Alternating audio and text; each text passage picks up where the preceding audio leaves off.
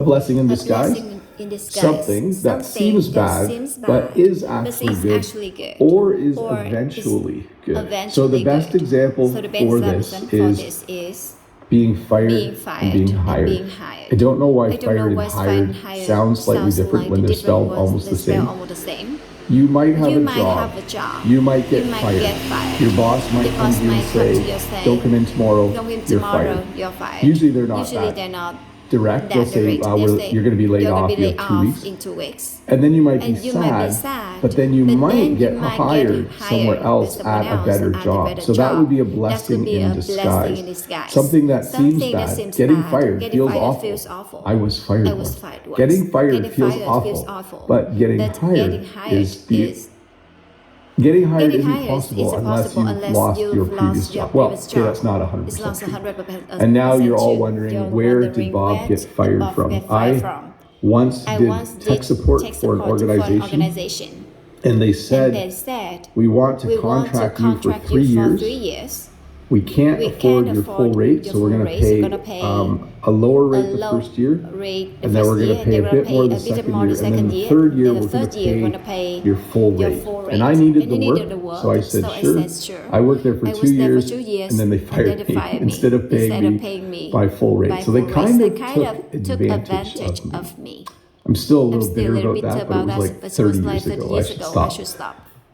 A fact of life, something real that cannot be changed. So here is a simple fact of life. You will get old. That is a fact of life.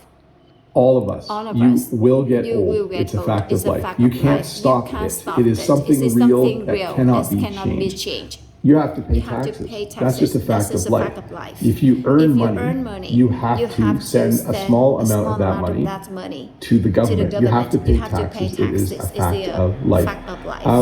What is another fact of life? As you get old, things start to hurt more. That's a fact of life.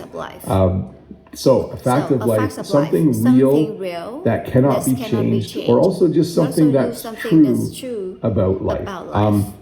If you want to travel, you need to spend money. That's a fact of life. It's very hard to travel for free.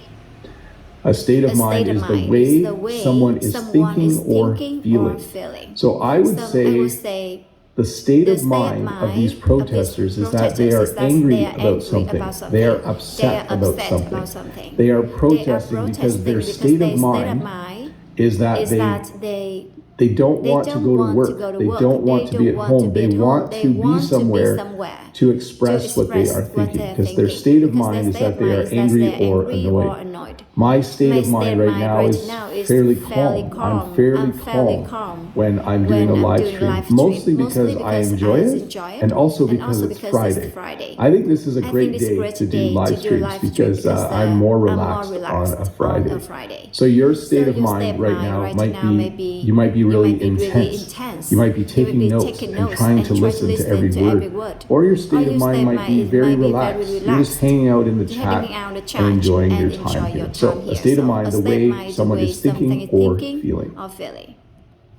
A sign of the times, something that shows how the world is now. So here is a sign of the times in Canada. This article says, a silver tsunami is headed for Canada, with all baby boomers set to hit retirement age by 2030, with far-reaching implications for Canada's economy and labor market, a new RBC report says. So there's a few things to unpack there. Tsunami is a wave caused usually by an earthquake, and it's a big wave in the ocean. But we use this to talk about other waves. The silver tsunami is all of the old people who are retiring in Canada. We have a whole bunch of people around a certain age, and they are all starting to retire in the next 10 years. So by 2030, in 5 years, there's going to be a lot of retired people. So that is a sign of the times. In Canada, a sign of the times is that there are more and more people retiring. A way of life. So a way of life is how people usually live. So when I was a kid, we had a really nice way of life. We were farmers. We lived on a farm. My parents worked in the barn that is beside the house. Well, it's a little ways from the house, but it is a way of life. If you are a university professor, it's a different way of life.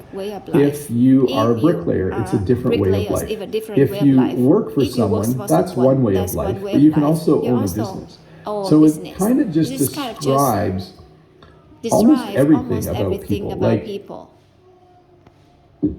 I miss being a university student because the way of life of a university student is quite...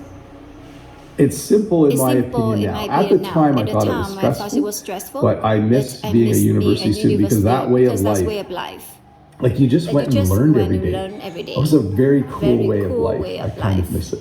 But I don't mind my current way of life of doing YouTube and working out of school is fun as well. A rule of thumb is a simple general